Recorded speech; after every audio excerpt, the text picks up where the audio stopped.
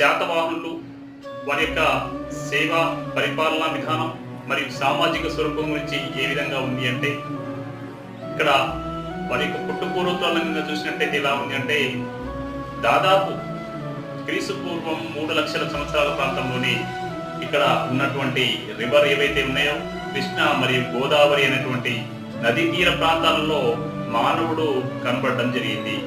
ఆ ఆనవాళ్ళు ఎప్పుడైతే కనబడ్డాయో ఇలా ఆంధ్రులు ఇక్కడ ఉన్నారు అని చెప్పడం జరిగింది. అయితే ముఖ్యంగా మనకు మహాభారతంలోనూ వేదాస్లో కూడా మనకు ఆంధ్రులకు ప్రసక్తి కనబడడం జరిగింది. ఈ ఏ విధంగా కనబడింది అంటే, ఇక్కడ మహాభారతంలో సహదేవుడు దక్షిణ పదపదాన్ని జయించడం జరిగింది. అది ఏంటి అంటే ఆంధ్ర ప్రాంతం. అయితే ఈ మహాభారతంలో మనకు ఆంధ్ర ప్రసక్తి కనిపించడం జరిగింది. అది